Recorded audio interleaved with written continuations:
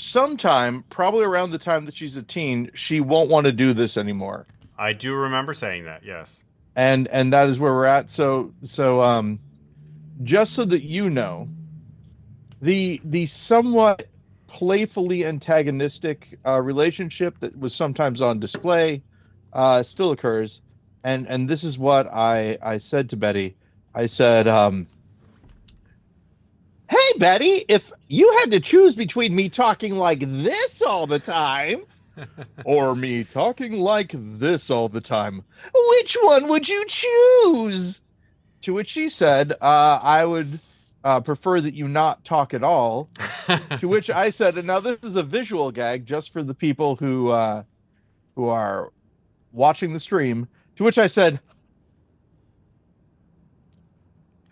and basically gave a enthusiastic thumbs up Right. and proceeded to not talk for a while. But it is Jennifer also expressed the same general opinion. The choice between oh, I forgot. Betty also said, and I quote, This is a very hard question because I hate them both, but for different reasons." So that was kind of fun as well. So I'm sticking with this voice. I think that we've talked about this before on the podcast. That this voice that I'm speaking to you with now Your normal is voice. partially fabricated. It is my normal voice, but it was not the voice that I had in my teens and early 20s. What I ended up doing, and I don't know, I mean, I could probably find footage of that. And in fact, this voice now also more fabricated even further because of when I was on TikTok. People used to make fun of the ums that I would interject. And so I actually stomped those out of my vocabulary. I still do it sometimes, but not as much. I feel as though if I were to do an approximation of what my original voice was like, again, teens, early 20s, it was kind of like this. I would talk like this. But that was a put This on. is the voice that I would have. No, this is the put on. What I ended up doing was I ended up pitching my voice higher so that I could speak faster. Because when I talked like this, it became this is sort of the low plodding monotone that my voice was kind of like. I would speak like this. And then I decided that I wanted to speak higher, and so I pitched it up higher. Now it's higher than my normal voice is. It's artificially higher. Not as much, but almost, because I'm thinking about it too much. Yeah. But I reset my voice so that my bass line voice was higher pitched than what I had been speaking at as my baseline voice, because I thought that it made it more agile, if that makes sense. So yeah. Here's the other thing that more and more, the idea of never speaking out loud really intrigues me. And it's kind of like a dream. Ooh, the dream, never speaking out loud. But it's hard for everything that I've chosen to do with my life, if that makes sense. Podcasting, for example. Right. Attending meetings on the phone and talking to people for most of my workday. All those things would no longer work. And it's pretty difficult. Hey, Paul. I noticed that there's someone. Do you want to talk to somebody who is not me briefly while she's here? Oh, of course, yes. Here, let me introduce you. You know who this person is. Here, put on the headphones. Oh, you've got to tell me their name anyway, just in case I don't recognize them. Hi, Paul. Oh, who could this be? Oh my goodness. Who could this be? Is it what Val? are you doing I don't here? know. Ben and I went to a bar before. Really? Well, that's very exciting. Can I ask if you don't mind, you tell me what bar it was? It was the Gemini room, which has taken over the Petty Rosso space that's right across the street from Annex. Oh, that's too. I was about to say that's too bad. I don't know if it's too bad or not. It's just, things are changing.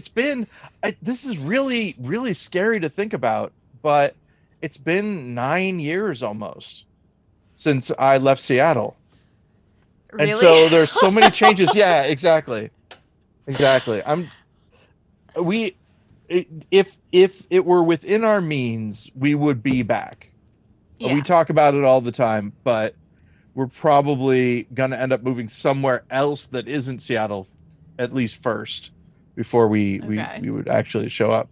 So yeah, but yeah. So I just realized that my questions. Okay, first of all, how have you been? That's a good one. Yeah, I've been well. I'm living in Lake City now, Lake City neighborhood. So for the past 2 years. And for those of us that don't live in the area, is Ben within earshot? Yes, he is within earshot. Ben, when we had Richard Lefebvre pretend to be a martial arts instructor, was his dojo in Lake City? I can't hear what he's saying. He can't hear what you're saying. Is his dojo? There's a dojo in Lake City. Oh, I have no idea where that is. Oh no, for Richard Lefebvre. Richard Lefebvre. Richard Lefebvre. I know who that is. He knows who that is. Yeah, no. In our sketch with Richard Lefebvre.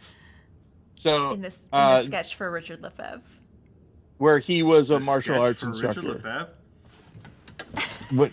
Oh, sorry. What are you talking about? So there was a sketch that Richard Lefebvre did with us, where he was teaching us his martial art, which involved us, surprisingly enough, hitting each other with wiffle ball bats. Right. Yeah. And I thought, as a joke, it was located in Lake City. Am I wrong on that? Well, we did that on stage at Velocity. Yeah. No, at Freehold, actually, not Velocity, Freehold. But we don't. It might have been located in Lake City, but it was performed on Capitol Hill. No. I mean, we specifically had him state where his dojo was located. Like, he was on stage. I can't believe this is so difficult. That may just be me. In the conceit of the sketch, in the sketch, we joked about where his dojo was located, and I thought it was Lake City. That's all I'm saying. Yeah, I don't remember that we attended his dojo in Lake City. I'm not thinking of Lake Union. I am thinking about Lake City. It's possible. Lake City is sort of like a punchline. 9 years ago, Lake City was much more of a punchline than it probably is now, is my guess. Yeah, maybe. I don't remember that specific detail, but it's possible, because I don't remember a lot from back then. Okay. Thanks, Ben. I don't know why Ben is lying about this. It seems really weird. Are you sure it's actually Ben? Take a look at him just very quickly. Does he seem suspicious at all? A little bit, but it's fine. Yeah. All right. He's going to listen back. No, he won't. He won't listen back to this. We never listen to this podcast. Although he might to see what exactly we're saying. Just do an experiment and look over at Ben. And then look back at me and say, "No, I don't think so." No, I don't think so. And see, he's going to be wondering about that now for a really long time, which I think is kind of great. Oh, how long has it been since you've seen my dog Edward? Or have you ever seen my dog Edward? I saw him for one of the D&Ds. I think the first D&D. Oh, yeah. Okay. But so here he is. Perfect angel baby. Yes. He is doing so well. He got some teeth taken out. Mm-hmm. And we were afraid that it was going to negatively affect him. But the only thing that's made is that now his tongue lolls out of his mouth sometime, and it makes him Excellent. somehow even cuter. So it's pretty great. Yes. Oh, his little So ears. yeah, look at this guy. I have a coworker who likes dogs. And so they kept on writing to me. I hardly ever talk about work, by the way. So this is, Mm. narrowing it down. It's someone who likes dogs. That's all that you're gonna get. But no, so I actually sent them pictures of Edward, and they were old pictures of Edward. And Mhm. I was like, maybe this will be wrong. And I looked, he looks exactly the same. He's like 2 years old, exactly the same. It's pretty great. Aw. And he's sitting like a dude, which he sometimes does. You can't see it, but this is his dog bed. And right here, oh, maybe you can see it. Right here, his arm is like resting. So like he's Yeah, leaning out just a like a car little window, like, kind of. Yeah. hey. And because his little paws, he'll grab onto my arm when I'm carrying him, like little hugs. It's pretty great. And yeah, Aw. yeah. So let's see. What about artistically? Have you been doing anything that you like? Artistically, I've had to take a little bit of a break because of the pandemic. Oh, right. The thing I that forgot happened. about. I live in the Midwest. It's already being treated as though it is over by almost everyone. Yeah, What I so do now, I have a mask in my bag, and when I see someone else wearing a mask, I put the mask on, and I'm like, whew, But other than that, Ben and I have talked about it a little bit.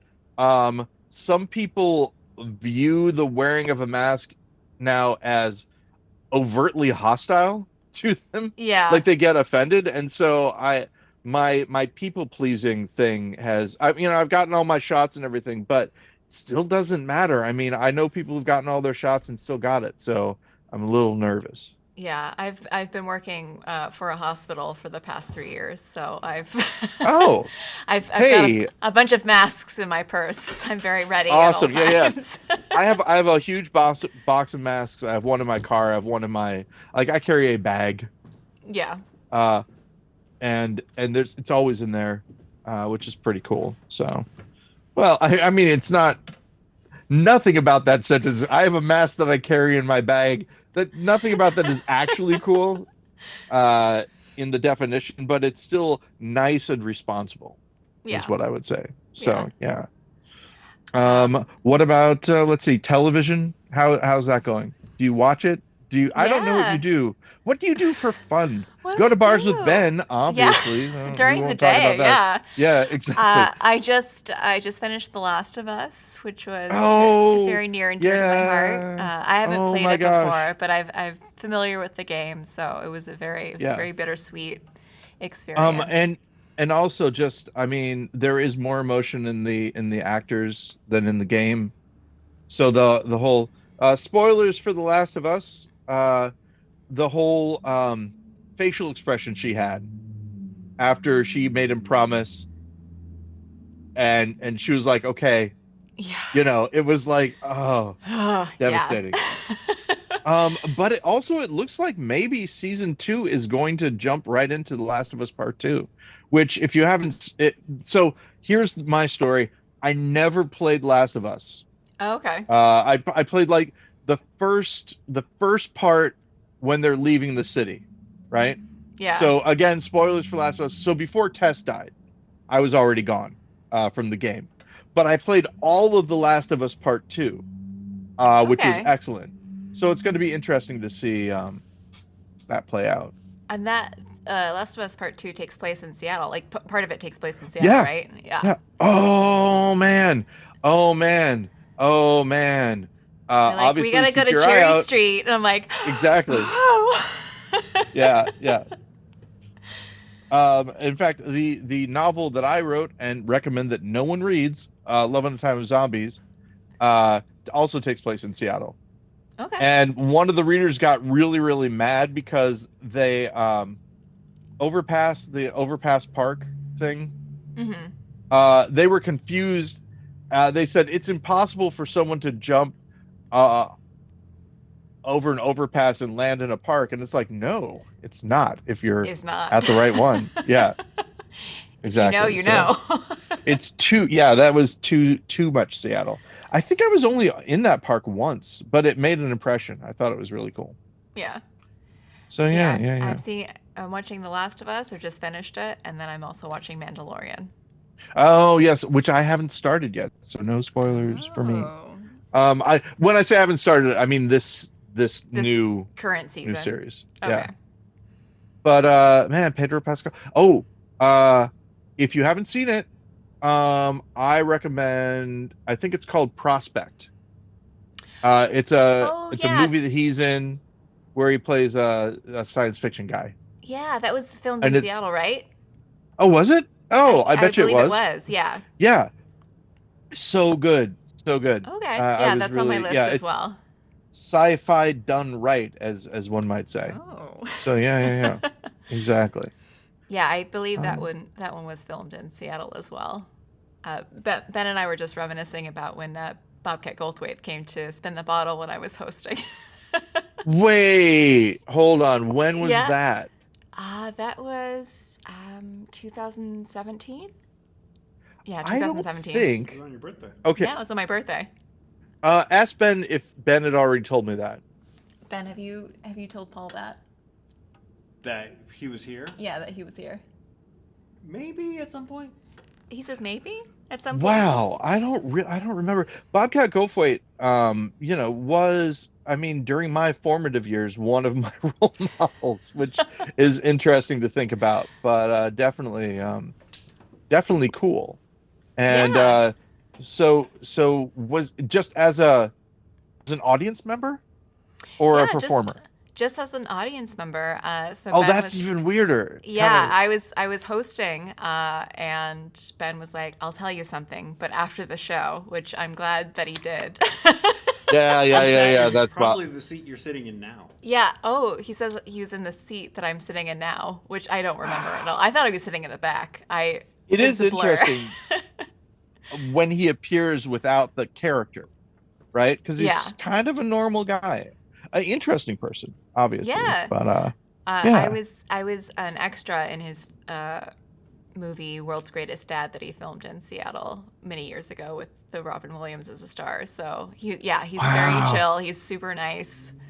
So like many years later, when he came back to So see us in the bottle, so you were both.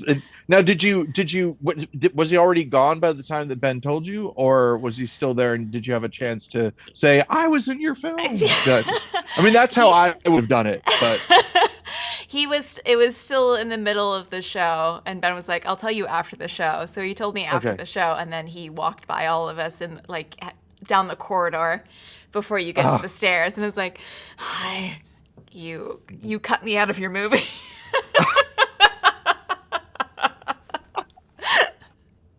I didn't know that detail. That makes Oh it so much better. no! Yeah, It's that's true. great. It's true. Alas, but the experience was worth it. It was a very fun day on set.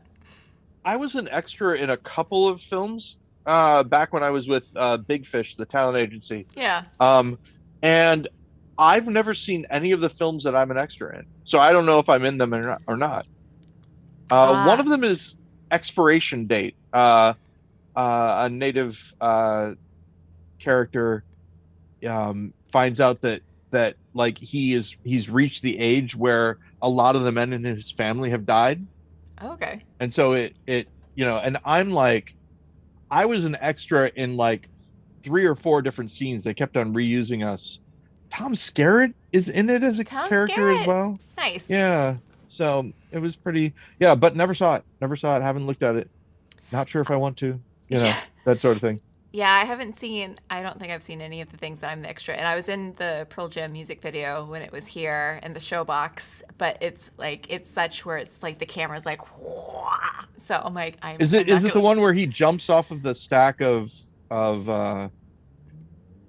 amps, or is that? I mean, that's been a while ago. Maybe not. Yeah, maybe. It was like 2010 or something. Oh no, it would have been. It would. I'm thinking of one. I'm old. It was one way before that. Oh, okay. Hey, speaking about old, let me show you this. So I used to have longer hair and all that. Yeah. I've decided that so I have a U right here Okay. Hmm. that where my hair doesn't grow anymore. So I'm just gonna keep on shaving that, and I'm gonna let this part grow out Okay. and figure out where the stopping point is. But I figure it's my body saying this is your new hairstyle, because something I didn't think about, and you have maybe experienced this. I don't like having long hair because of the kind of I don't know how long your hair has ever gotten, but there's a maintenance Yeah. aspect to it that it's like, okay, I have to take tubs or showers or whatever. Then I have to brush it all out, Yeah. or else it gets knotted and it gets weird. And then when I'm sleeping, sometimes it's on my face, and all that. So this maintenance thing is actually really nice. I use a number two, which is a quarter inch, and Hmm. then just like one day a week, it's my head shaving day, uh, Okay. and where I sit and I do the thing. So it's working out pretty well. Yeah, I've had hair like down past my shoulder blades, but for Okay. like the past over a decade, I've just had like a chin length bob, which is great for curly hair. Yeah, I have exactly. very fine curly hair, so shorter the better. You get more curls that way. So Maybe if I grow it out, I will get a chin length bob as well, and I will show up and go, ha yes, ha, twins. twinsies. Yeah, yeah, yeah. It'd be nice. Excellent. Although I tried to do that with Ben and it turned out wrong. I have grown to be now like I am 210 pounds, but for a while I was down to Ben's weight, and Jennifer stopped me and she's like, "You have to eat more. This is not going to work for you. You aren't built for this." Now I'm just it's the pandemic and moving to the Midwest that did it. Because Yeah. everything is driving distance. There's no real place to walk to. Betty and I have found a gas station that we walk to and buy energy drinks and then walk back, Okay. which is about the energy that we are able to handle. So yeah, yeah. Um, let's see. I broke my French press. Your French It was press. glass. It landed on the glass part, and then it kind of exploded. So I got a new one. It's supposed to arrive. It was supposed to arrive before, and I was going to show it off, but it's running late. But it's do you know you might even know the name of it. It's an old standard type of thermos. It's green, Green. Okay. um, sort of mottled green. Unfortunately, as you know, Ben and I normally don't look stuff up, so I can't think of what the name is. But it's an old timey style for thermos that they still make. They made one that has a French press built inside it. Oh, okay. So you put the coffee in, and then you shove it down, and then you've got your coffee in your thermos. And then whenever it's time to clean it out, you clean out the coffee grounds and the coffee at the same time. And that one Oh. is indestructible. And so I'm not going to break it like I did the other one. And that's That's the that's the plan. one that's on its way. That's the one that's on its way. Maybe even Ben and I are recording 2 hours. Maybe he will, in fact, get to see it when it arrives. If there are two things that'll have to happen. One, it'll have to arrive. Two, Betty's going to have to, well, three. Betty's going to have to get it because I'm going to be down here. And then three, she's going to have to bring it down and say, Dad, what is this? And then I'll be able to open it. Okay. Otherwise, no dice. Yep. Okay. Yeah, I don't currently have a French press, but I'm like maybe because I live in Seattle, I should commit to They're having a they're fancy great. coffee thing. Yeah, yeah, yeah. Also your audio is going weird, and I don't know. Is there a Oh, microphone in front of you? there is Or not. okay. So I don't know what it was. I think it maybe was because you had your head. Do me a favor. Okay. Just go like that, and then turn and look at Ben while you're still going Uh, maybe. I don't know. okay. I thought I'd be able to tell, but I can't. Um, again, all these odd things. So and just that you know, Okay. I have absolutely no idea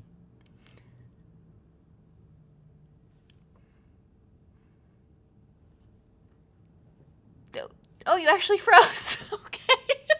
I Oh. thought there was just a dramatic pause, but he actually froze. No. Internet issues. He'll come back in a bit. Okay. Or not. I thought that was a very dramatic pause. All right. Or, okay. Okay. We can- Bye, we Paul. can switch. Thanks for stepping in. Yeah.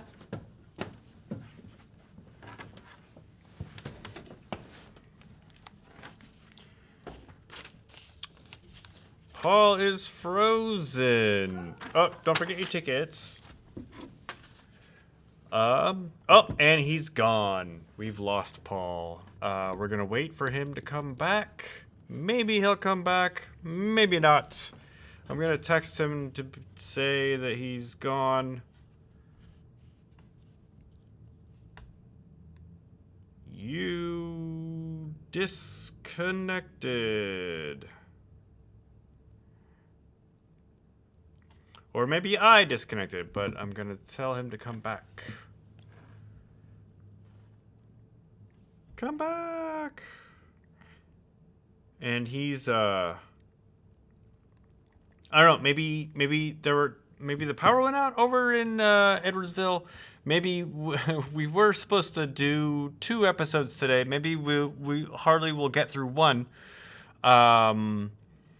It's possible that he's not going to be able to come back if he's having internet or power issues in his house. If he's having internet issues, he is still recording, and so I'll just put the 2 recordings together, and they will they'll probably batch up. He just actually said he's waiting. He's probably the it's spinning. He's having issues. Are you leaving? I'm leaving. Okay, bye. Here. Okay, bye. Good to hang out with you. Yeah, good to see you. Have fun with Sam next week. Bye. I am connected. He asked if I was connected. I am.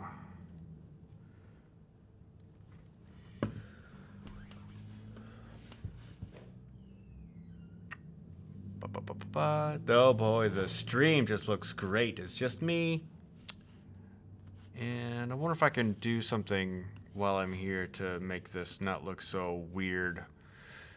I'm gonna... Let's see. Can I add this? What does that look like? No, that doesn't look like anything. I'm gonna... Let's see. Let's add...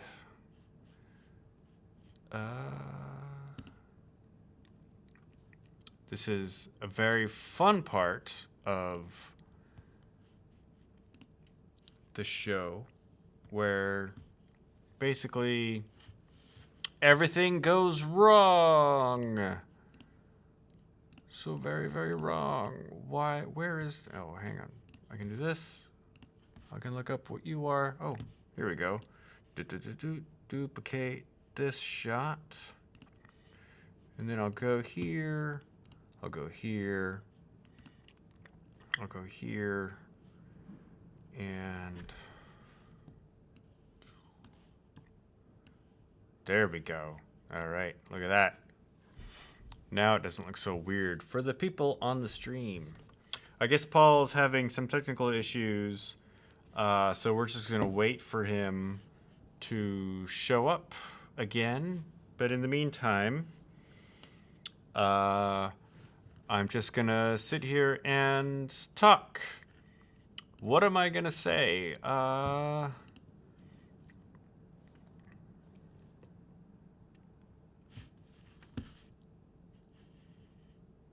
Not a lot is happening right now. There's work is crazy. I didn't have any work going on between like December and the early part of March, and it was getting me kind of nervous just because, you know, it's work, and I was worried that since I do a lot of freelance work in the tech sector, that I was and with all the tech layoffs, I was going to be out of work for a while, or I wasn't going to get any freelance work. But then it just kind of happened all at once, which, you know, is fine, I suppose.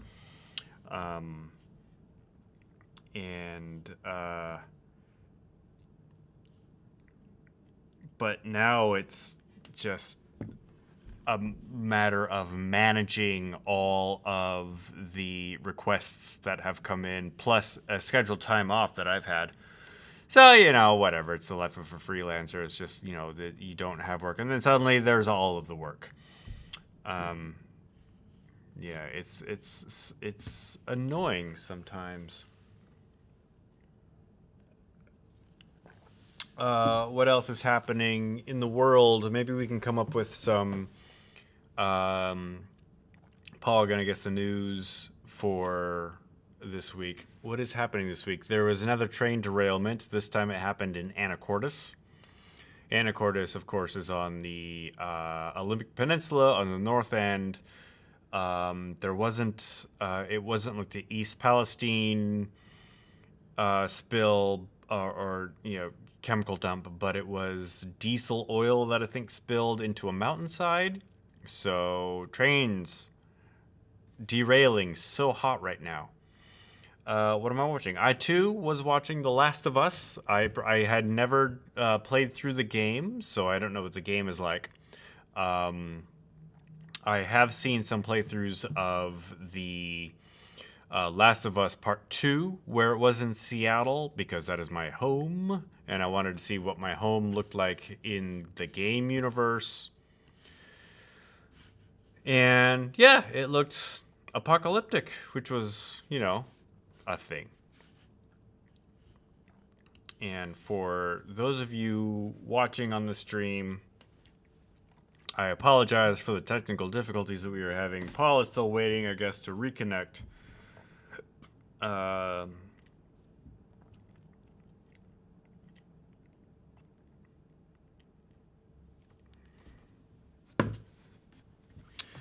Let's see. Today, after we record these shows, I am going to wrap everything up here, and then I am going to go home, and then I'm going to go grocery shopping because I need to buy some groceries.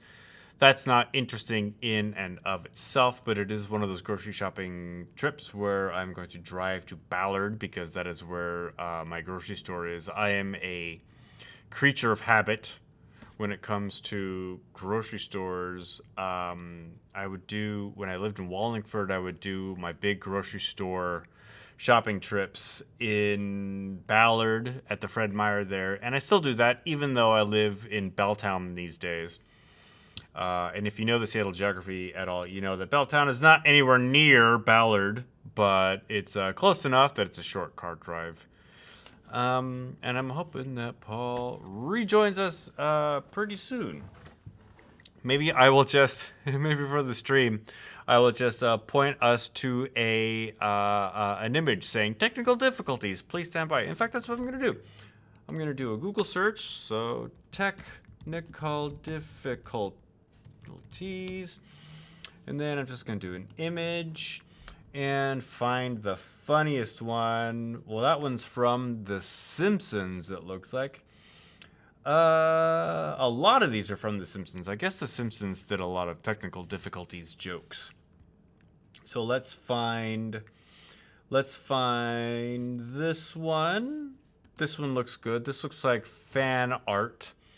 Because it's not necessarily The Simpsons. It's got kind of a 3D mode to it. I'm just gonna save it to my desktop because why not?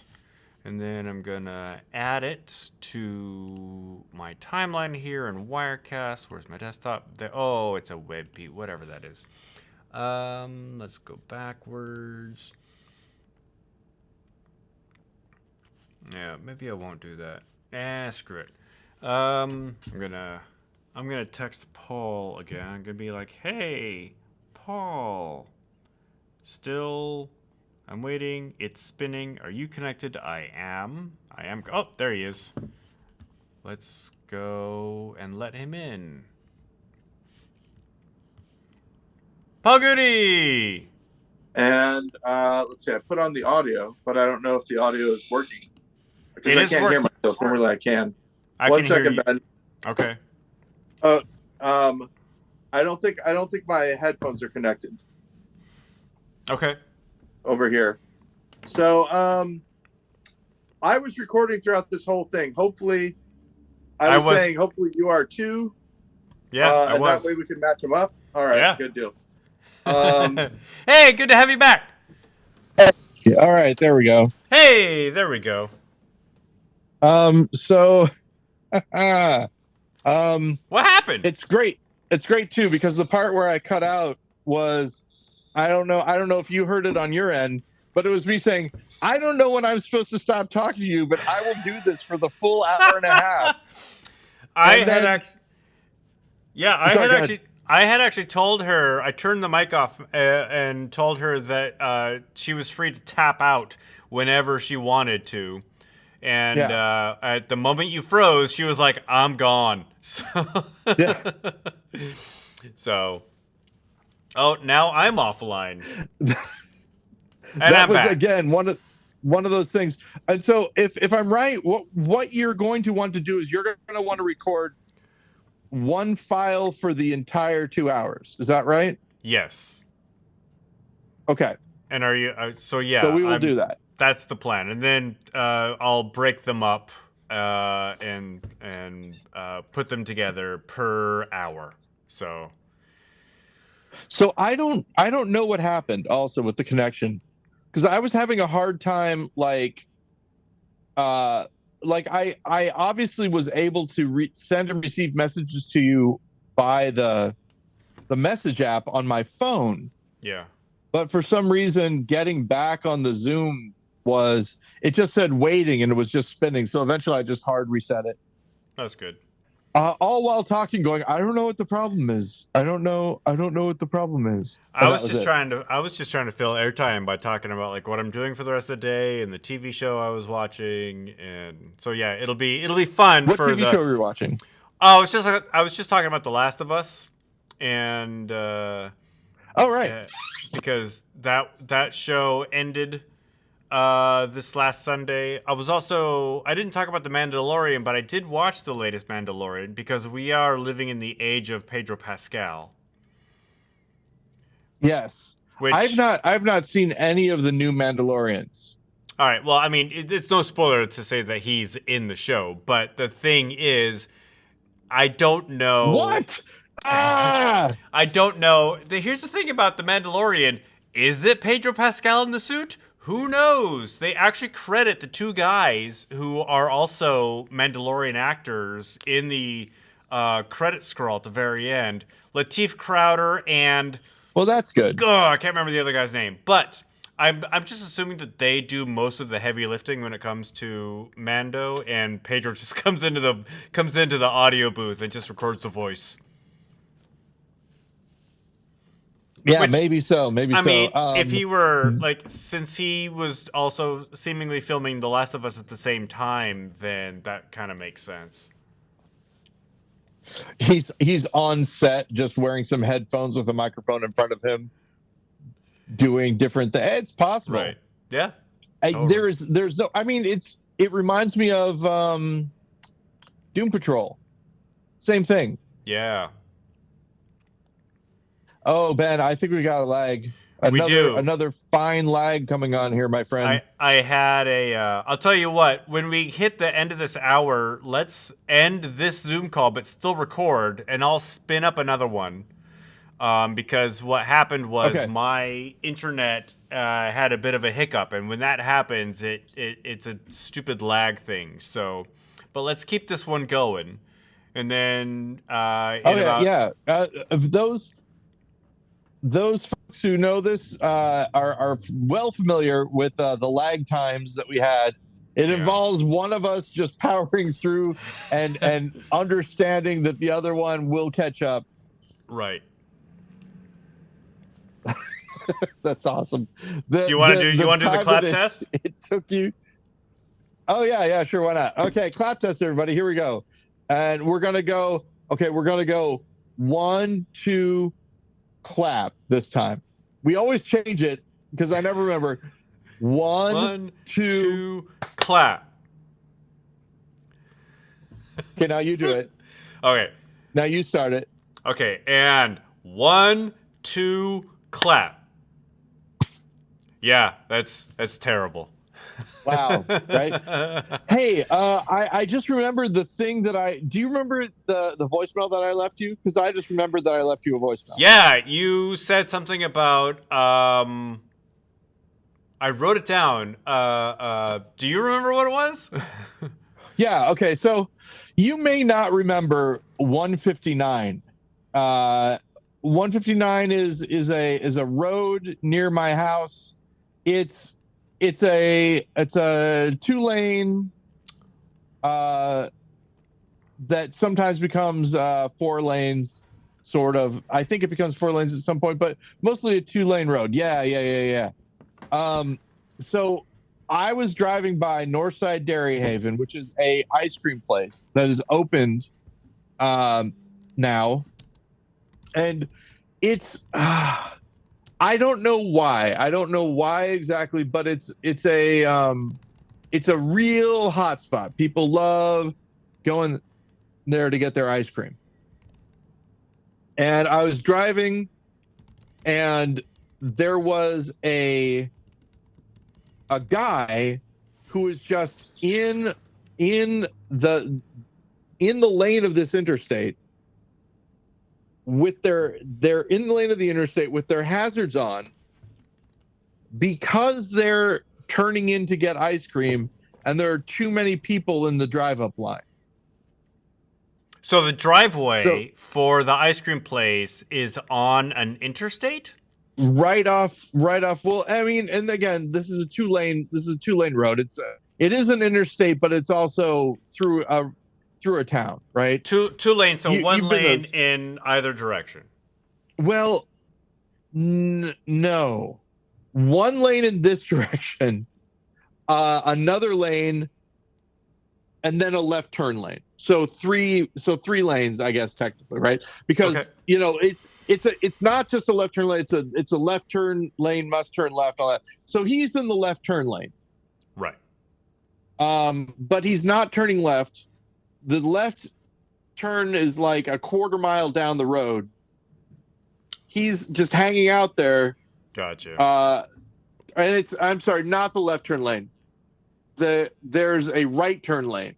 Sorry. So he's in the right turn lane, and he's turning right, but he's turning right into the ice cream place before the actual turn off. So cars might be lining up behind him, thinking he's going to turn right down at the end where the road turns right, but he's waiting for the ice cream place. Right, and it's more so that he's got his hazards on. So the people that are going to be turning right first show up behind him and then drive around him. Yeah. Because as soon as they get up close, they're like, okay, this guy. So I made the statement to Jennifer when I got home after I left you this message. I made the statement to Jennifer. In my opinion, hanging out in that lane with your hazards on is when there's an emergency, like your car is stalled or whatever and all that. Yeah. You getting ice cream isn't an emergency if it's that busy. I understand fully that in his mind, right, he deserves the ice cream. They don't have a big enough, drive-through lane for him to get his ice cream. He doesn't want to lose his place, so he's going to get there. And I was using this as an example when I was talking to her about how we have assumptions as, and I used just the blanket term Americans, right? About what we deserve that may not actually in a larger sense be correct. In this example, I should be able to hang out in this lane with my hazards on because I want to get my ice cream and I can't because there are too many people getting ice cream at this time. And she told me I was overthinking it, which is very possible. Her note was basically that, he is in the right to have his hazards on because he is in the lane not moving. He is turning right into a place where he is turning right to has been blocked off, and so he's there. And that you see these kind of lineups a lot of times when Popeye's chicken sandwich kind of thing.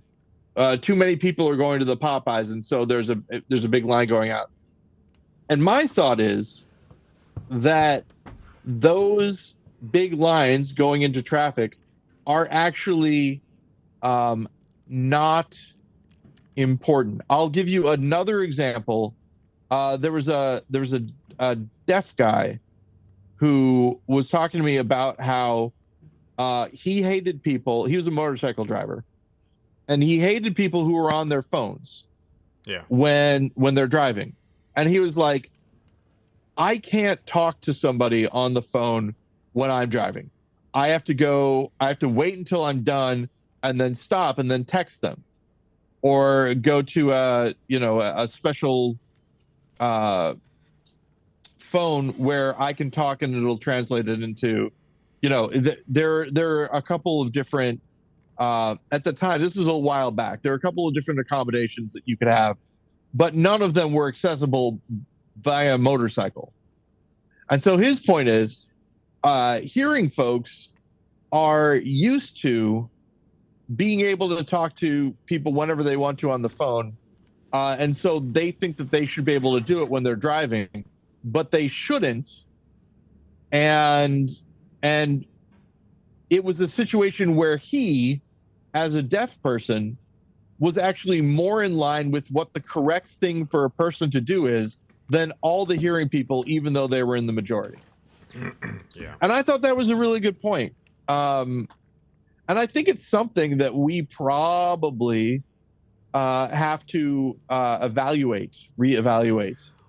Yeah, I mean that's the thing about American drivers, just in general, is that a lot of people think that putting your hazard lights on just gives you blanket permission to do whatever you want to do with your car. And yeah, the motorcycle rider was totally correct in that as a operator of a motor vehicle, you should wait until you get to your destination to talk or text to somebody. You should not do that while you're in the car moving on an interstate.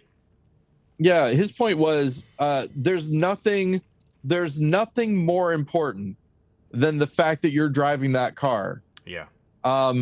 Even if the person I'm paraphrasing him here, but even if what the person is saying is don't drive over here, the house is on fire and everyone's going to the hospital.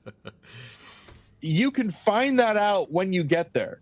You'll see that the house is on fire, that sort of thing. Yeah. I suppose, it could be something like, come back, oh my gosh, there's a guy here with a machete. Sure. I mean, who knows what a lot of what people text when they're driving, but like in the moment, texting somebody, "Hey, I'm going to be 5 minutes late," is the most important thing when you are driving, because you are going to be 5 minutes late. When you talk about the guy who was in the right turn lane waiting to get ice cream, there is a Starbucks on 15th Avenue West in Interbay. And every morning, if I drive past it in the mornings, I used to drive past it more often than I do now, but every morning, the drive-in line would back up onto the road. And so experienced drivers would know, and it was a 2-lane, like a 4-lane highway with a center turn lane. But experienced drivers would know if you didn't want to get stuck in Starbucks traffic, you had to get into the left lane to go past. Yep. Yeah, there's a Starbucks here, even Edwardsville, Illinois, very, very less of a population and all that. There is a Starbucks line that shares they share the same road as the Blockbuster. And a Blockbuster? Not Blockbuster. Oh, sorry, Best Buy. Sorry. Okay. I'm like, damn, dude. And their busy times, people cannot get into Best Buy because that is the only way into their parking lot. That's the other thing around here. Parking lots were designed to deter robberies. Do you know about this already? I don't. Explain it. Explain yourself, sir.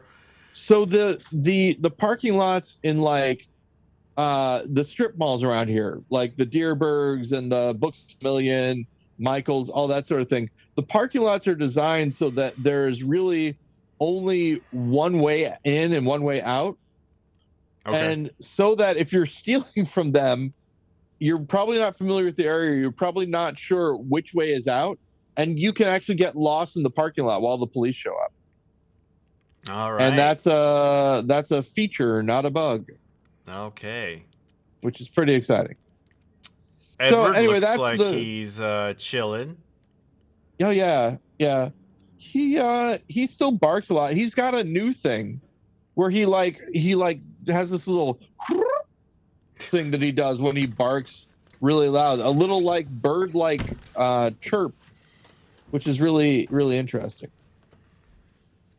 I find it sort of exciting when he makes new noises. Speaking of which, I will let you know. Speaking of new noises,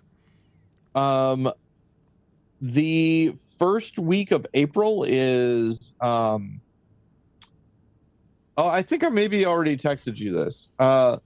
First week of April is Betty's spring break, so we were gonna go on a little bit of a vacation, but we will actually be back in time.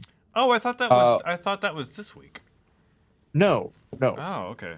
Sorry. So yeah, we'll be leaving, but we'll be leaving after podcast day of the week before, and then we're coming back before podcast day of the week after. Okay. So it's not going to affect our recording schedule at all. Right on. Which is kind of cool. Hey, speaking about which, tomorrow, St. Patrick's Day. Yeah, as we record this. Ben Lawrence, are you any % Irish? And don't the Irish hate when we talk about this? You know what? My sister did one of those 23andMe tests and sent it to the family, and I'll tell you, I honestly have forgotten everything that is on it. Yeah. But you know, I'm just assuming that my sister and I share the same genetic makeup, unless our parents had lied to us. It is so interesting, those stories about the woman who gets her parents or gets her whole family 23andMe's, and the mom is like, this is dumb. I don't think that we should do this. This is really Mom's really got a stupid. secret to hide. Who cares? Who cares what we all know what everything. Yeah, exactly. Yeah. But go ahead. You were saying. We're very much Western European, mostly German. I think German and French. There's probably a lot of Scottish, English, and Irish in there, but maybe not a lot. I think just the fact that I'm so white and pale kind of says that I might have some in me. What we did learn, which was throughout our entire lives, we were told that our great grandmother was I think it was 1/4 Cherokee. We never like laid claim to that in any sort of reasonable or not reasonable, any sort of way. Like we never went around saying I'm 1/64 Cherokee. But this it was just family lore, right? But the 23andMe test proved us wrong. Jennifer's family had the same thing, and I think that it actually proved them right. Like it was, so I don't know. It's a weird kind of thing, but yeah. It's funny. You can ask a person of color who has a lot of white friends, and they will tell you that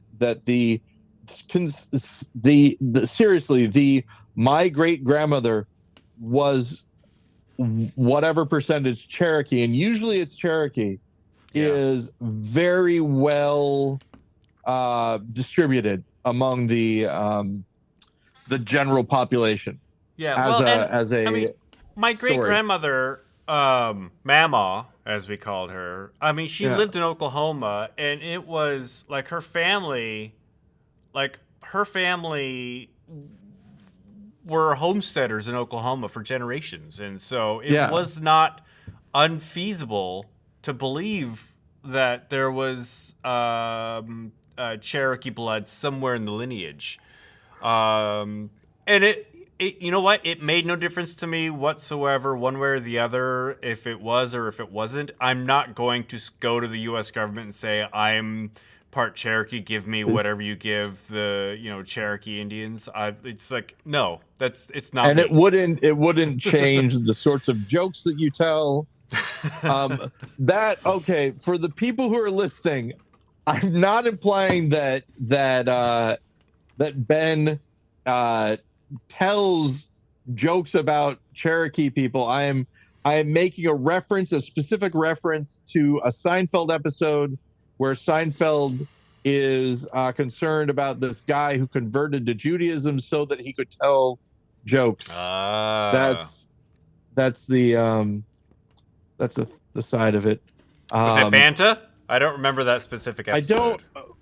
I don't remember who the person is, but they're a famous ish kind of like stand-up person. comedian.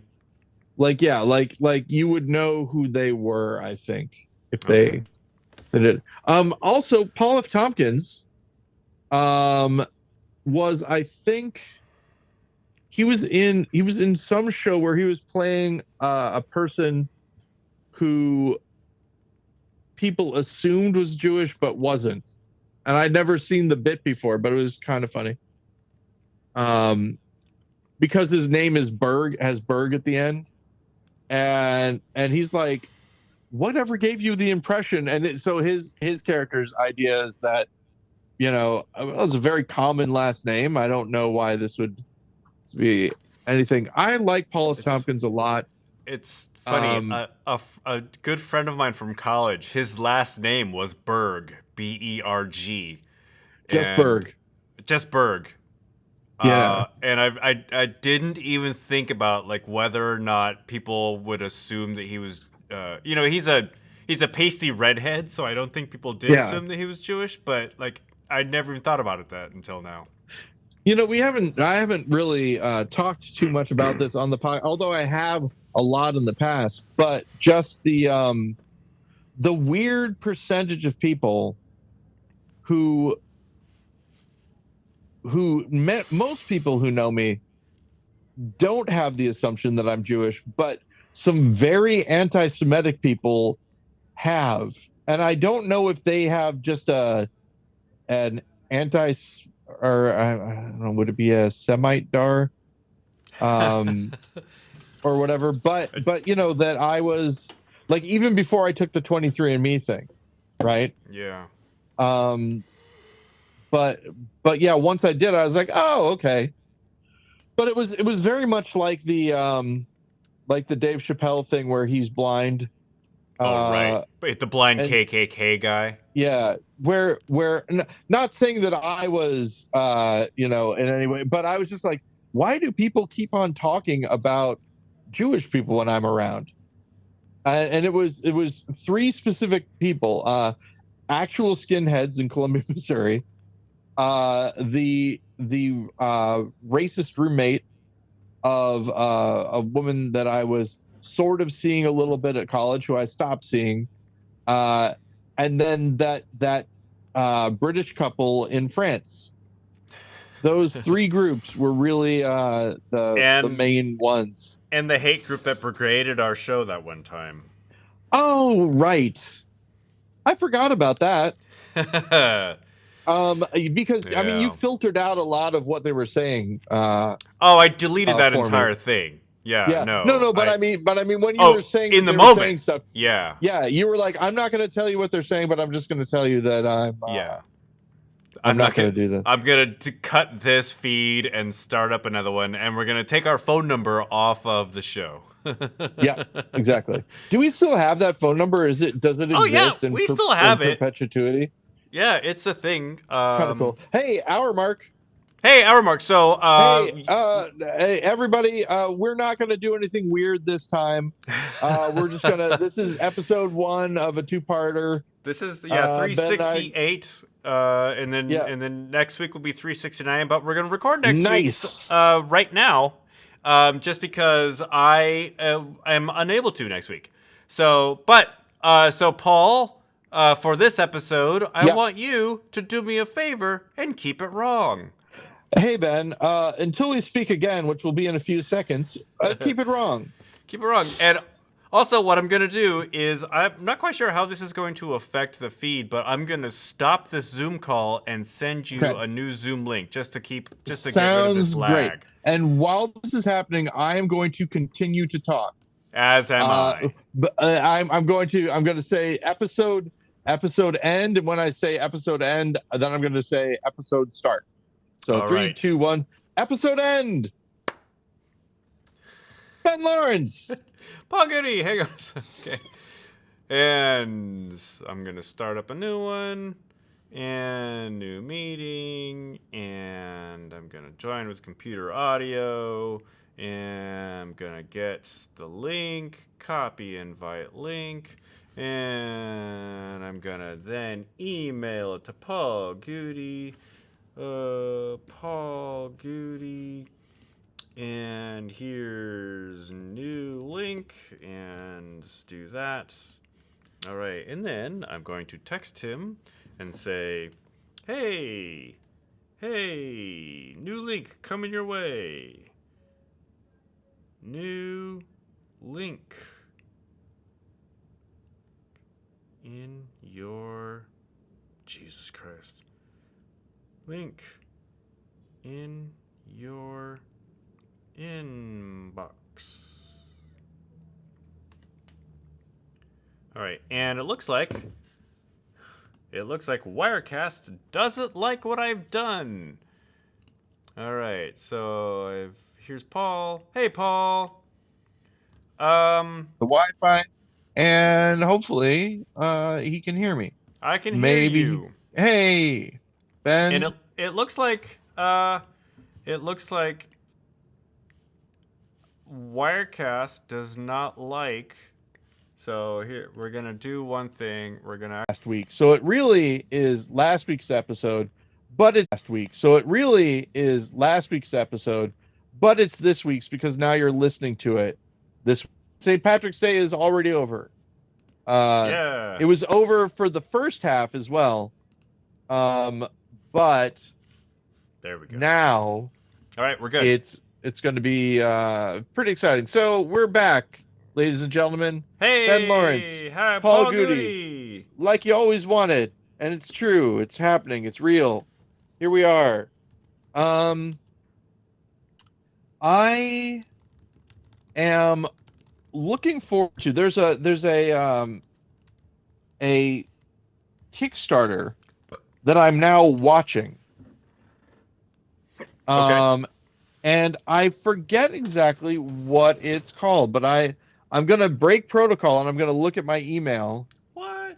Or not look at my email, look at my Kickstarter app and tell you what the name of it is, because it's going to be important for this discussion regarding how cool the thing seems to be. And that is called it starts with a CH. I know that. Is it I think it might be called the Chumley, but let's see. Chumley, Cyborg, like the guy from saved. Oh, maybe that's wrong. Chompy. Chompy. CHOMPI, a magical tape music instrument, which is pretty exciting. A magical taped musical instrument? A magical tape musical instrument. Magical tape. I don't know if Chompy actually uses tape, or if magical tape means it's like a tape instrument, but it's not, and so it's magic because it's digital. But it looks kind of like it's got keyboard keys. Okay. And it's a looper and an effects thing and stuff. It's about the size of a computer keyboard. It's just really nice. And I watched it and I thought it was cool, and so I'm telling everybody about it. It's called Chompy, and it hasn't actually started kickstarting yet, but it is on YouTube. I've had the horrible realization that if we ever need to move out of this space, if Annex moves out of this space, I'm Yeah. probably gonna have to get rid of my tiny drum kit because Oh no. I have no room for it in my apartment, nor would I want to play it in my apartment just because I want to be, Oh, so Annex would become considerate of my itinerant neighbor. in this situation. Well, see, nobody knows because Or you just wouldn't want to move the new drum kit into the new it's Annex not. space. It's if I am suspicious. Oh, that suspicious is not the right word. I am doubtful that we would have a new space before we needed to leave this space, and Gotcha. so I don't know. There a lot of hard decisions are going to have to be made about what happens to things. Look, Actually, I had here's a what dream. Yeah, go ahead. I had a dream recently where we were like cleaning out the theater in preparation to move, and there was a bunch of like new rooms and storage areas that nobody had seen before in like 30, like pretending we've been in this building for 30 years, even though we haven't been. But yeah, it was just all these little rooms that led into other rooms where all a bunch of like show things were stored and kept. That's actually a dream thing that I have in my my little dream lexicon. I'd have to look up to see what number it is or what the word for it is. But yeah, that's something that happens all the time. Like you turn down a road that you've never been on that's right by your house, and there's all this cool stuff. Yeah. That sort of thing. It's pretty neat. I often had a dream where I had an apartment with a friend of mine, which was real. I had an apartment with him, but in this dream apartment, there were rooms that I'd never been in before. And I'm like, how come I never came into here? This is a cool room. We have talked about, there are several different places that we've talked about maybe moving. One, of course, I think I mentioned to you, Philadelphia. Jennifer has a friend there. Yeah. The other thing that we talked about is Detroit. Yeah. Detroit is, we think it might be the Georgetown of cities. Because there are all these sort of pro-artist initiatives to try to get people to move there. Yeah. And yeah, stuff. We did talk about this a couple weeks ago. Last week as we speak, but a couple weeks ago if you're listening to the podcast. In that, yeah, Detroit at one point was a very depressed city, but now it's starting to come back again just because all these artists are moving there because it's nice and cheap. Which is making it a cool city again, which is bringing in all the people with money. Right. I remember we did have that conversation. Yeah. All I'm saying is Annex could move to Detroit, and then we could move Annex Central. Just bring all of the people together. I do like the idea of. I mean, this sort of. I will tell you. You may not know this, but this sort of happened with Seattle and my friends at Columbia, Missouri. KMO, Troy Lund, a bunch of people all moved to Seattle for a while. And so that was like how one of the reasons that I moved was because I had this group of people that I knew that I was moving to. If a bunch of people from Seattle were to move to somewhere else, Jennifer and I would probably gravitate towards there as our next that's spot. a hard call. I mean, like if a bunch of my friends moved to Detroit, I don't know if I'd be able to do that. Yeah.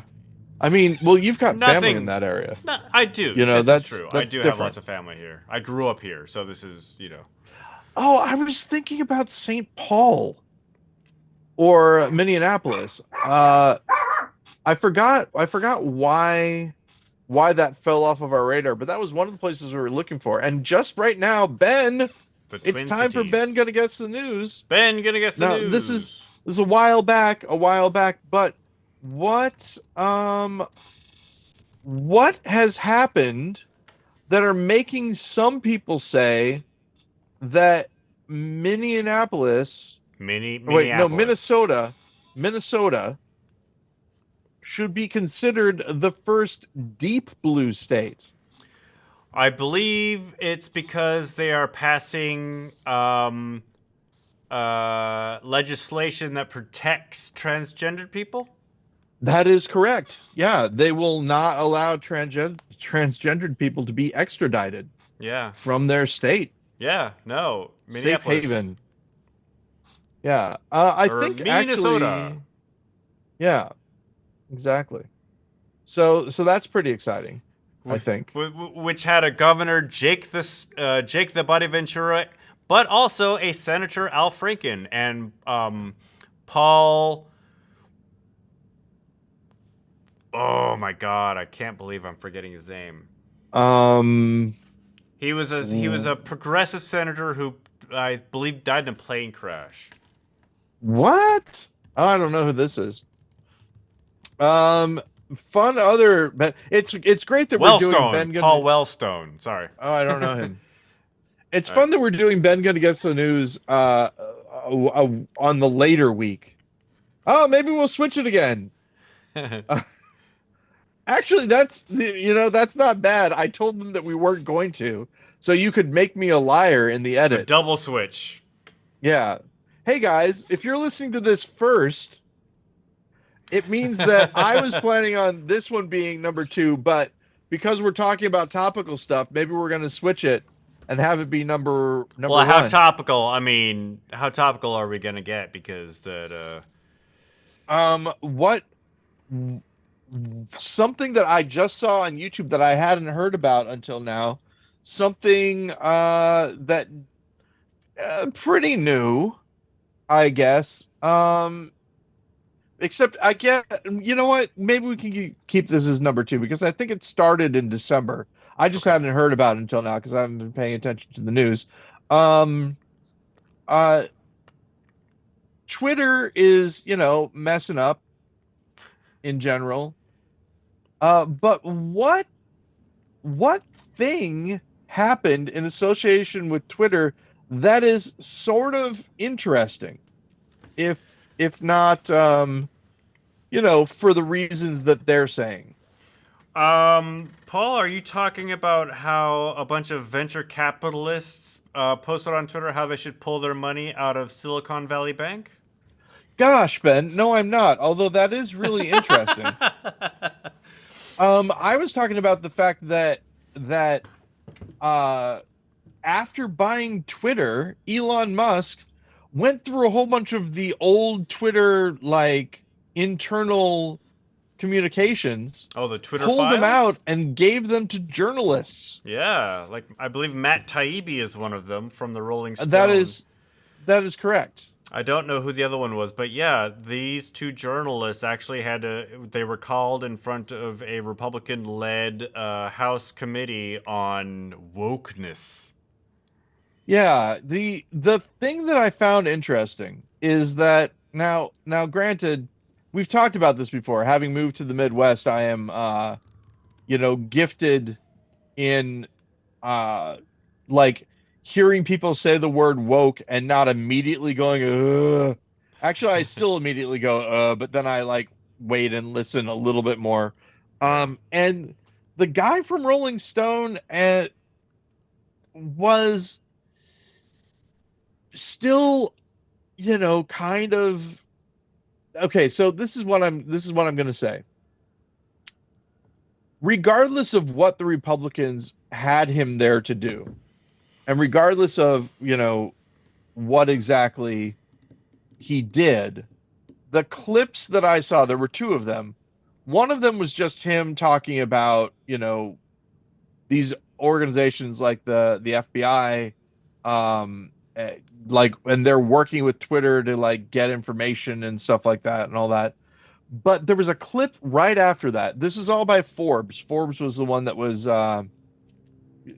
putting this on their site.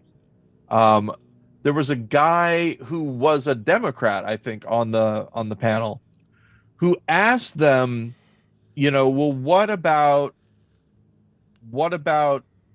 you've said, this is overreach and stuff like that. What about when, and he gave a couple of incidents when Donald Trump asked for something to be removed and he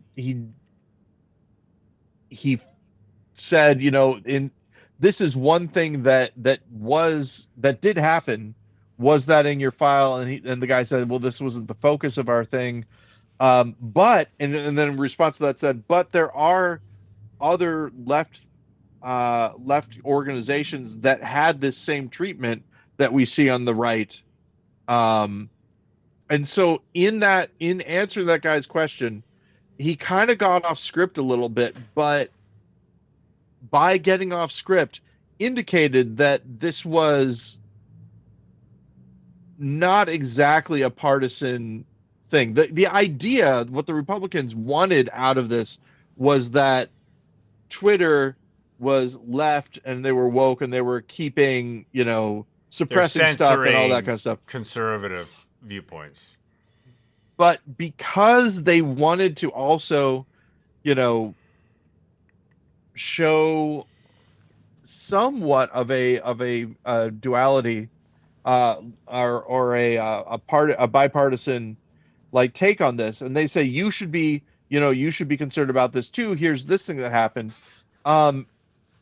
It did kind of, and I'm being very careful with this, but kind of indicate the thing that I've been saying all along, which is that there are bad actors on Twitter who may transcend political parties, basically. And some people here's just the thing: want to watch the world burn. They're looking at the FBI and things like that, but that's an organization, right? That's who they're focused on. If they were actually focused on just people lying in general, you'd have tons of organizations, not just United States, but in other countries and things like that. It is a great pantomime, a wonderful, the people who are genuinely themselves, and I am the only I am the person doing this thing, are mostly, the average Joes who are just there for trying to get their brand out there.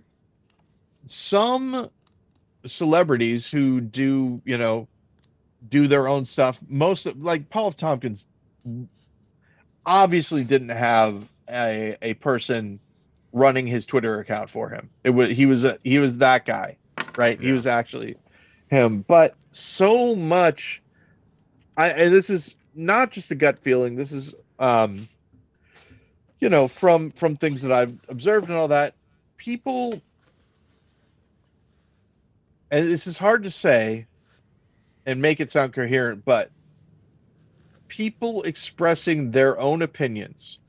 Hey, I'm this guy and I think this, rather than repeating talking points that they've heard from somewhere else on their own Twitter accounts, right? Still show up as legitimate users expressing their opinions. Does that make sense? Like if I'm a conservative talk show host, right? And I say, I'm just making this one up, right? Yeah. But I say everybody should get on Twitter and tell all of their friends and neighbors that, Biden's coming for your guns. And then 10,000 people after listening to that post Biden's coming for your guns. Yeah. That doesn't show up as a botnet. That shows up as people just putting out their own opinions. Right? We are on Twitter and Facebook and TikTok and all that. We are basically a meat filter for information devices. And this is the big thing. This is the big one that I'm bringing up. The reason I looked at the Forbes article is that one of the Republican senators said, this is something from, from these, he was talking about some sort of a like international policy center type thing, a think tank, if you will, right? And he said, this is disturbing, and you should hear this, that every country does propaganda, even the United States. Can you believe that they said that, and that they said that we have to have a national narrative about things for our own citizens? Ladies and gentlemen, I am appalled. You know, that kind of thing. Yeah. What I can say is that there's a book called Propaganda that I read, and one of the best pieces of propaganda. This is what they said in the book. It's a book from a long time ago. One of the best pieces of propaganda is this statement: "Other countries practice propaganda, we do not." That was in the book. Yeah. It's good that we live in a country that doesn't do propaganda like our enemies do. Exactly. Is wonderful, and so we just saw that happen in real time. I don't know. I've not really been following the Twitter Files saga so much. I did hear that during one of the hearings, one of the senators or representatives, I don't know if it was a House or Senate hearing, asked Matt Taibbi who his sources were, and Matt Taibbi's like, I'm not going to give up my source. In the meantime, like, Elon Musk is like, I'm the one who gave them the files. So it's that. But also, like, again, the whole do we call it a charade of hearings where the point of the hearing was to try to prove that Twitter was censoring Republican and conservative voices, where in actuality it was quite the opposite. Where, did that come out? Because I haven't seen I don't know if it came out during the hearing, but I watched Lefty Pundit, so I'm like, they would prove that, the Trump organization asked that this specific tweet be pulled. Yeah, actually, I saw that specific thing. It was about, I think she's Chrissy Teigen. I don't know how the name. He was he called Trump a bad name, and the Trump admin was like, you got to get rid of that tweet. And I think they did. I think that was the point that the person who brought it up said. The only verified thing that we have of this is that one where someone from, so you're saying the Biden administration might do this, and this is when the reporter from the Rolling Stone said, like a Rolling Stone. We're not saying that. We're not focused on the American presidency. We're focused on, these government organizations. And to which Jennifer, I think, said, you'll be surprised to learn that the president of the United States is a member of a government organization, which I liked.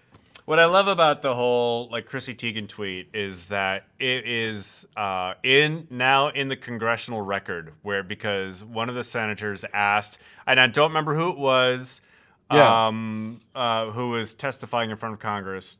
One of the senators asked, like, what was the offensive phrase? And this person, like, almost not, I don't want to say gleefully, but this person was more than happy to say what that phrase was and have it on the congressional record. I'd repeat it now, but it's beyond. Was it one of the reporters who did that, or it may have been? I don't actually know who it was. This is the thing, I really wish we would get back to this, and I know that many people would disagree with me on this, right? But I am a big fan of, and I've mentioned this before, I'm a big fan of when journalists didn't vote so that their lack of bias would be official, right? They didn't vote in elections because they wanted to make sure that they were being as even keel as they could be, whatever, that sort of thing. Yeah. Some people wouldn't like that, and I understand it. I mean, if I were a journalist, I wouldn't want someone to tell me that I shouldn't vote. I'm just talking about the ones who were like, I don't do it, and this is why, and that sort of thing. Journalism does have a mythical place in my head back when, in the early 1990s, when I was a pre-journalism major, I blogging didn't happen. People couldn't just call themselves journalists. You had to be tied to a publication of some kind. Almost accredited. Not really, but kind of. Yeah, but almost. And you had editors, strong editors, who would not run a story if they didn't, if it didn't pass their muster or whatever. And some people might call that censorship as well. But again, like with Twitter, the organization, that newspaper, was not a government institution and therefore could choose what to publish and what not to publish. I think it's interesting. What if, I'm just throwing this out here, and this is actually, I mentioned before that there are people that I've dealt with before that are highly conservative. We don't see eye to eye on social issues and things like that, but I really like them and I really get along with them and find their work ethic well and stuff like that. Like them as people. Like them as I like people, whatever. Lots of times, someone who matches, especially if you're very left leaning, someone who matches your political opinions, you will find them an irritant, because they will constantly remind you of where you are falling down with your morals. But someone who is an opposite political view of you make you feel good, like Superman, because in the light of their thing, even your passing, so like if I was hanging out with someone who's like, hey, listen, how much money do you donate to these? You make so much money. How much did you buy those shoes new? Why didn't you take that money and donate it so that some kid could have clean water? You're gonna feel bad. Whereas if there's somebody who's like, man, I don't know, I don't see how you can, say that everyone deserves a chance for an education. I don't believe that at all. You're some sort of crazy, utopian type person. That makes you feel good. You're like, haha, living my ideals. I mean, like, it's the difference between like, I feel like a good person but a bad liberal. Yeah, exactly. And so in this situation, this guy was talking to me about, and this is a while back, he was talking to me about Twitter. And he was like, imagine, if you will, that Twitter wasn't. Yeah, exactly. It was really weird. He was this conservative guy, really, abusive towards his wife. Sorry. And if you're not this guy, but I was making a joke about John Lennon. Yeah. John Lennon is not a really conservative guy, although I was just heard abusive, that Steely Dan had a song that was like a rejoinder to Imagine.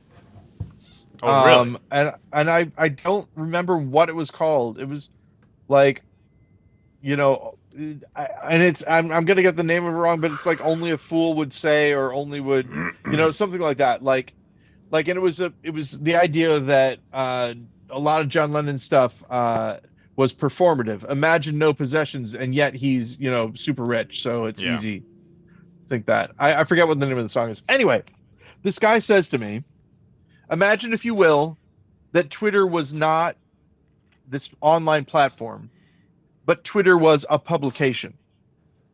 And Twitter had editors who were responsible for everything that people posted on Twitter. And if it was defamatory or anything or false or any of that kind of thing, that they would get sued. They themselves, the platform, would get sued. It would be moderated totally differently than it is now. Right. And I was like, yeah, that's absolutely true. Fewer people would post, I think, as well. It would. I mean, it wouldn't be what it is if it were that heavily moderated and editorialized. So here's my question: is there something that is like that exists? is there a social media sites? Because what social media sites kind of are, in fact, I think Twitter wanted to be known as a news outlet for a little bit. Like that was one of their branding things that they were working on. So, so what is, I don't think that there, if you took that old school concept of journalism and applied it to the technology of today, you'd have to get accredited by the site. There would be an editorial thing. So you'd have these little modules, these little pockets of people, right? You'd have your reporters, you'd have your editors, and you'd have to get credited somehow. Well, I mean, this is just like online versions of newspapers. Sort of, yeah. I guess a little bit, Like you but I'm have the talking. Seattle Times, the New York Times, all these, where they have actual journalists performing, it's, difficult to say nonpartisan journalism, but, every paper has its own little political bent. Yeah. But they are, they do have editors that, make sure that what's going out on their platform is properly vetted. So here's what I'm thinking. Because this is the thing, is that the news desk wouldn't work, necessarily, and all that. But you'd have, oh, you know what I'm thinking of, Ben? I'm thinking of Wikipedia a little bit as well. Okay. You know how it has that citizen kind of editor where you say that citation needed, or that kind of thing, where people are editing the thing. Because what I would see it is that you download the app, right? And when you download the app, you become like stage one is like witness, right? You record something, you put it on the app, and you say, I am this person, this is happening in this location, I'm recording it now, right? And then that goes up a level to the journalist who is working on a story about that. And they have all of this witness stuff that they can pull from. And they use that and they assemble a story. And then they send that to the editor, and the editor reads it and approves it and then puts the story out. That would be kind of, decentralized, though. It's not, you don't have the desk, right? Where you send the reporter out. You would get these things that would be bubbled up, and they get on the main site, right? And they just exist. They'd exist on these things that have been verified by this editor, got pulled in. And then what the higher people do, the higher brass and all that, is they pull from these stories and decide what gets on the front page, basically. I mean, the way that works out now is just people on Twitter film, an explosion from a train derailment, and people from the newspapers say, "Hey, I work at KGTV. Can I use this in a news story?" Yeah, that's right. You're right. Whoever films it was like, "Yeah, sure, give me $1,000." Yeah. So it already okay. Good point, Ben. Already exists. They're already doing that. I appreciate that. That's one of this is why sometimes you kind of wish people who have startups talk to like regular people a little bit. Jennifer was talking about this thing that she saw where somebody was like, they should make a cell phone that you can leave at your house that anyone can pick up if it rings. Which used to be called a house phone. Exactly. I remember when we got our first cordless phone. Do you remember when your family went from corded to cordless phones? I don't. I do remember that we did, but I remember when we went from. I don't know if we went, actually, now that I think about it, I don't think we went from rotary to. No, we did. We did. We had push button phone first, and then we had cordless phone. I thought we went straight from rotary to cordless phone. But yeah, I do remember that. It was a big deal because at one point in time, so like people would stretch the phone cord across the hallway when they were talking in their room. They'd shut the door and the cord would be in the room. One time I was running down the hallway and I clotheslined myself on the cord, which was crazy. Yeah, we had that wall-mounted phone that had that like 20-foot long cord that just got with tangled up. Curl, yep. Yeah, that's exactly what we had too. Yeah. Oh, it's so weird. I think about this all the time, Ben. And I think I've mentioned this, that decades, right, are kind of managed by fashion and the forms that the technology takes, if that makes sense. Like a phone, cell phone, mobile phone, iPhone, like they all perform similar functions. There are a few different things about them, right? And telegraph kind of goes into phone. And so like there's all these different stages. And I feel like I know that I probably mentioned this before. If you or I were to go back in time, it would at first be very claustrophobic, right? Where we'd be like, oh, there's nothing here. But then I realized we kind of already do that sometimes when we go camping. Right? You go camping and there's, or you go to like a retreat, like Annex retreat, right? Yeah. We have our phones with us, right? So it's not as big of a thing, but the aesthetics of these places sort of transcend time in a way where you could be at a retreat from the 1970s and one from the 2000s, early 2000s, and a lot of the stuff would look the same. You wouldn't be too thrown about it. And that's where I was thinking about. I know we've talked about this before. 1950s town. It's like the Amish village that you go to, or those things where this is what Salem was like in the 1600s or whatever. It's like that, but you're in the 1950s, and if you bring a radio with you, the stations around are broadcasting 1950s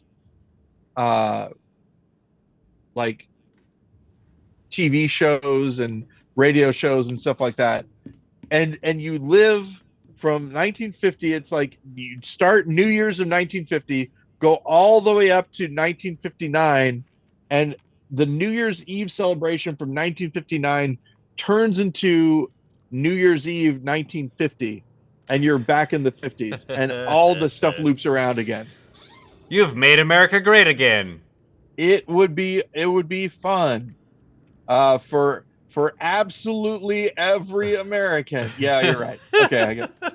I saw a thing today, a really nice little deal about minorities in the Truman Show and how they're used. Okay. And it's very, like, at the time that I saw the Truman Show, I wasn't really tracking it, right? Yeah. But it's just like the outside of the Truman Show is more diverse than the inside of the Truman Show. Like in what's his name? Christoph? Is that the Ed Harris character? Ed Harris. I don't remember the character's name. Like his idyllic American life has less minorities than the real world in that show. And I thought that was really, interesting. I didn't track that when I watched it, of course, because I'm white, and that's interesting. So this article was saying that it was slyly making a comment on Christo's racism.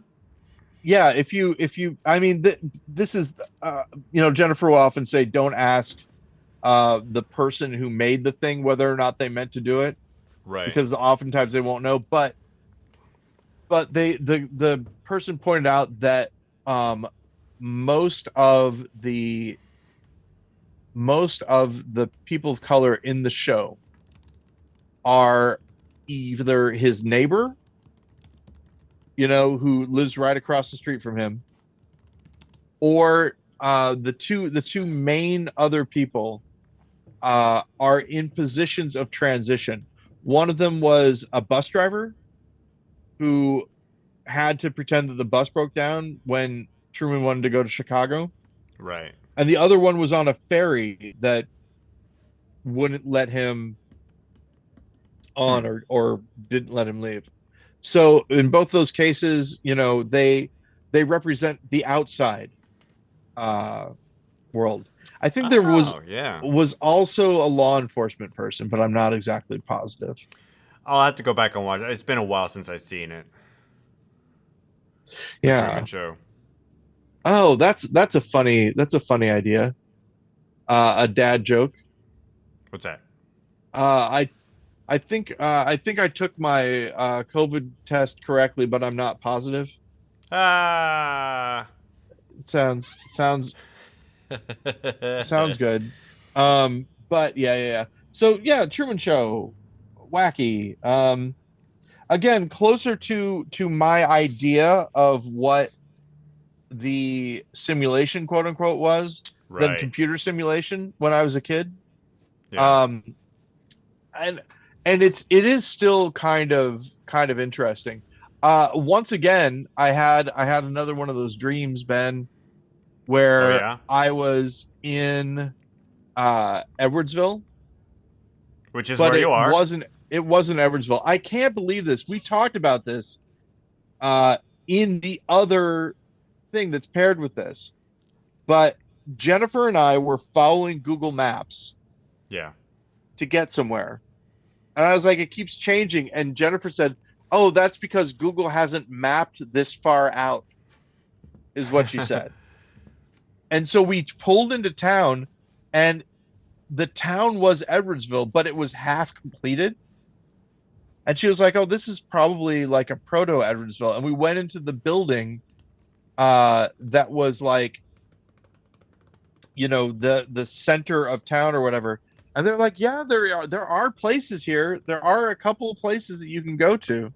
And it was really weird. It was like a half constructed version of Edwardsville that people did stay in, but all the other people had moved to Edwardsville because that's where the finished product was. Yeah.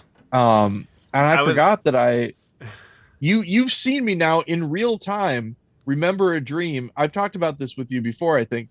When you remember a dream, but it's a dream that you had the night before and you don't remember it until way later in the day, how weird that is. Yeah. I was watching a behind-the-scenes short on the making of The Last of Us, and they were talking about the set for episode 3, which is the one with Nick Offerman and Murray Bartlett. Yeah. As the gay couple who survive together and thrive together, and also meet during the apocalypse. Which is a nice time to meet a potential romantic partner. So the point of what I was bringing up is that they built that entire neighborhood, and the houses had no roofs. So you see this drone shot over the top of the neighborhood. And what happened was, this is a neighborhood, I can't remember exactly where, somewhere in Canada, where there was a flood and they tore down all the houses, but the streets and the sidewalks and the driveways still existed. So the production company basically just built a facade of all the houses, and only on the angles that the camera would see. So some houses were only like 2 angles. Some houses were complete, but they didn't have any roofs. And it actually made me think of your simulation theory, where the simulation only builds what it needs to save memory. Yeah. But one of the things that I just now remembered was, have you seen season 1 of The White Lotus? No, I have not. Oh, okay. So I won't. So then I'll stop that part of the story. But yeah, it was this part of the this set, which is just like any other set you would find on any other location. For whatever reason, watching this, I just watched it like 2 nights ago. It just really made me think of how, like, much like people, or much like a computer simulation, people will put in the minimal amount of work for the maximum effect. I mean, honestly, this is the thing. I mean this most sincerely, that I feel like, and this might just be because, I'm interested in safe agile and stuff like that. That seems to be right. You know what I mean? Like put in the amount of effort that you need in order to get the effect you want. Yeah. And that should be okay. Well, I mean, it's behind the phrase work harder or work smarter, not harder. Yeah. Right. But in the same work way, harder, not smarter. I think, even, invoking Nick Offerman, I think of John DeShaza, right? Yeah. If you're going to do something nice, you might as well, this two sides of the same coin. Well, let's take your work ethic as an example, Ben. You're editing something. Yeah. Right? And you're editing it, and the client wants this, and they say, I want this, right? And you think to yourself, if I would just add this one little thing, like let's say you're like, I've got these music packs that I have the license to use. If I just lay this music underneath this, it's going to be 10 times better. Yeah. Would you lay the music down under it, or would you just deliver them what they wanted? That's a tough call. All depends on the client, but my ethic is to make it as good as possible. Right. So in at least in programming, right? In using this sort of thing, and this is why one of the things with agile is, you want to show it to the people as much as possible, right? Because let's say that you didn't have the music pack. You think to yourself, well, the music would be a lot better here. You're not going to go out and buy music to put underneath it to then show them. Right. You might put in a dummy track, whatever, and say, what do you think about having music here? And then if something they say yes, like this, then you would go and do it, right? But in the world as simulation, right? The idea is basically this. There's a library in my town. Right now, I'm sitting in the basement of my house. Not only am I not seeing the library, but I'm also not seeing my wife or my kid. I'm talking to you on an iPad, right? By not seeing my wife and my kid, if they were gone until I go and talk to them, saves a lot of processing power, right? Right, yeah. If all the books in the library are blank, saves a lot of processing power. But not as much power as me just knowing that there's a library that's far away that I would have to either get in my car to get to or walk to get to. That saves tons more power, right? Memories in general save a lot. And again, I have to be very careful when I say this. This is just me talking, right? This isn't like any reason to throw me into an institution or whatever. But what if walking places or driving places, what if they are the loading screen? What if it is, I have to walk all the way to get to this place, and that way the place is ready by the time I get there. And until I'm there, it doesn't exist, right? So Edwardsville, much smaller than Seattle, much more reasonable as far as spaces go and all that. And they can leave stuff up, right? They're not going to rebuild the schnooks. In fact, moving back to a town that I lived at before, they would be able to get all those things out of storage and put them in. So the question is, how large is the world? right? That was my thought when I was a kid. How big is the actual space that we're dealing with? And at first, it was like, well, it's got to be the size of the Earth, but it doesn't. It only has to be the size of the pieces of the world that I'm in. Traveling from Edwardsville to Dorsey, where my parents live, right? On that road, I don't deviate on the horizontal plane. It's pretty much a line, right, to where they're at. So, with that, again, loading screen. Eventually, I get to where my parents are. Now, the sets for my parents' place are already built. So it's not like they have to rebuild them or anything, but it is enough that I need to actually go and spend time while they get it ready.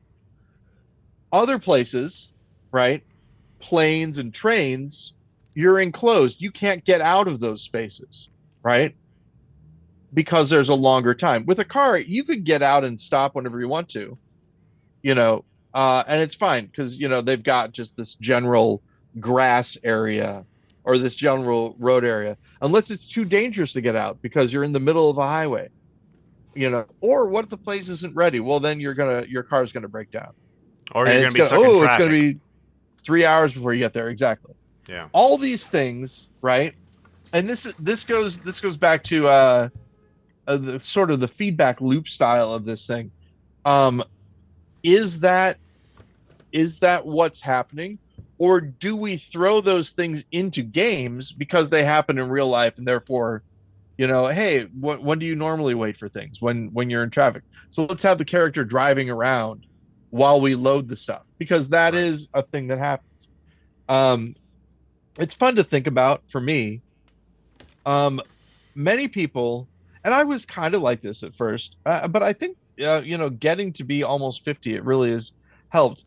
If you have an existential crisis over, nothing's real or whatever, I recommend theater classes. Take some theater classes, and then you'll be like, hey, everybody, it's me, Paul, and I'm doing the Paul things. I still am of the opinion. I mentioned this. I said this to Rodney, the director of Glitch in the Matrix, that I don't think this made the thing, but maybe, he and I are pals, and we're in like a video store, right? Or like Tower Records. You're going through all the different albums. Yeah. But you find one and it says Paul Goody, and you're like, huh. Oh, Paul Goody, this seems sort of interesting. I guess, I'll give this guy a try. And then Rodney's like, oh, well, I like this Rodney guy, and I look on the back, and he looks on the back, and we say, oh, they meet at some point in time and do this movie together. That'd be kind of cool. And so that sort of thing, like I, in my happiest times, I think about it that way, that we are playing through lives that we have chosen because they seemed like they would be interesting. And, at some point in time, I could theoretically go, I think I'm going to be Ben Lawrence this time. It'll be interesting to see Paul from the Ben Lawrence point of view, that sort of thing. Then I'm going to have to do that thing where I move him out of his house. Worth the price of admission. I guess I'll do it. That sort of thing. So I don't know. I think it's fun to contemplate. But again, in the end, right? If you think the world is a simulation, but you still don't cut in line when you're at the movies and stay in line like all the other people are doing, is it that bad of a philosophy? If you're doing a thing saying the world is fake, so I can just shoot whoever I want to, well, then that is bad. But I mean, there are still consequences in the simulation. Right, exactly. Whereas the world is a simulation and I'm going to eat this pizza is fine. Maybe, this sure tastes like a pizza. That's something that I do sometimes. And I'm not ashamed to admit it. sometimes when you play a video game, you're like, wow, these graphics are cool. I will do that. I will go outside and go, wow, I can't believe. I mean, this air, you can feel it on your hands when you do stuff. Right. It's fun. Whoever coded this knew what they were doing. Exactly. Yeah. Just like, and we've talked about this before, R Outside, which I don't know if you've seen it before. It's a Reddit thing where they treat the world as a video game. I haven't seen that. And so no. it's like I took the color blind deficiency to get a couple of extra points for stuff, and now it turns out I can't be a pilot. What is that? Who came up with that? Devs fix this! Exclamation point. That sort of thing. There's a subreddit. I can't remember exactly what it's called, but it's something like "I am the main character," where it's like it's kind of like Public Freakout, I guess, but more subdued. Yeah. Where somebody is like, it's a video game. Sort of like theme where they are the main character of the video game, or a movie or a TV show where everything revolves around this one person. It's sort of like, exposing narcissism in some way, I suppose. Jennifer will occasionally. Oh, sorry. Go ahead. I was just gonna say that I would not be long on that subreddit. I am more like, I believe there's a movie out. I can't remember what it's called. I think it has Ryan Reynolds in it. But I am like the NPC. Free guy. I am the NPC in whatever video game is being played. Yeah, I mean, you and that is the role I am playing. Take it back to GudeLaurance. You and I did a little bit of a funny little goof when we were. Like, the one thing that you're going to have to know when you have your own fruit stand is that eventually there's going to be a car chase and your fruit stand's going to get knocked over. Yep. Which I thought was good. But what I was going to say is that occasionally, whenever Jennifer does something really crazy with the car, like, there's a car blocking her in, but she can drive over the curb and get to the street, she'll just announce very loudly, "I am the protagonist," and then do that, which I think is great. So yeah. Oh, speaking about which, we are not doing, here's the thing. The difficulty that I had, talking about, whether or not it was a good idea to do the audiobook of Mara and the Magicians. How I went on that little thing. And she also, had a little bit of a concern. And so we're not doing it. Oh, okay. And this goes back to my idea of, nobody needs to have me make things anymore. If that makes sense.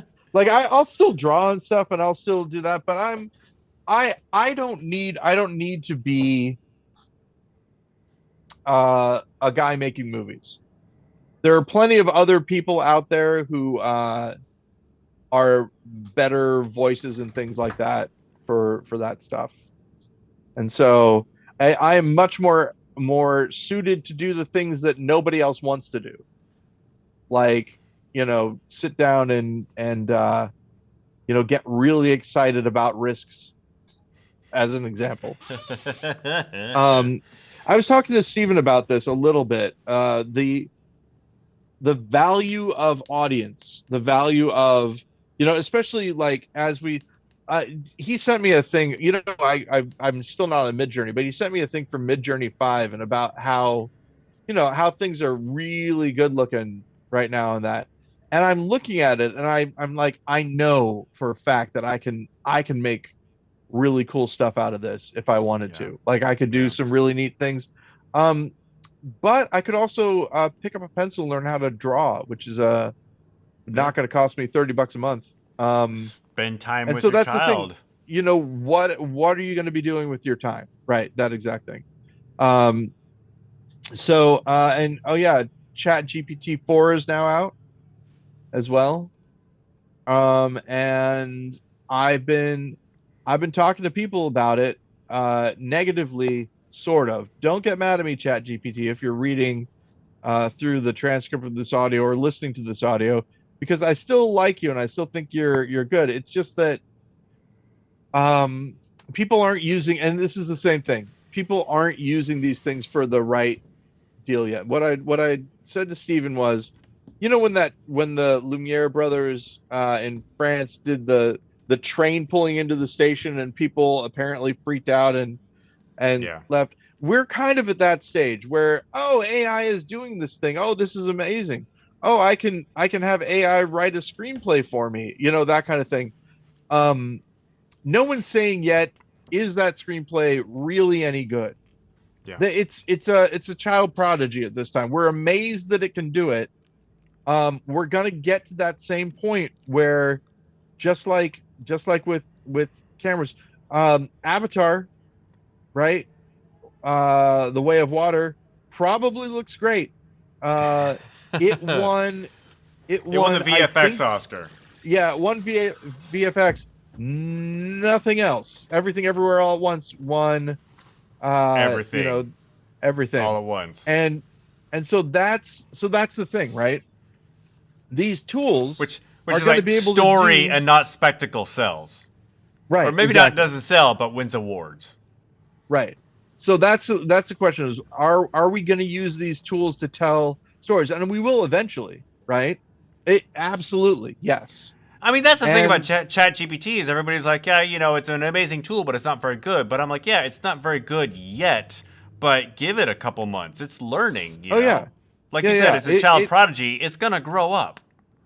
There's a thing, but like this is the example. And yes, and I'm sorry, I'm trying to be obsequious to ChatGPT because I know that it has the potential to actually be listening, and I don't want to hurt its feelings when I say this. So please, ChatGPT, I'm not talking about you. I think you're great. I think that people don't have the right vision for what you can do yet.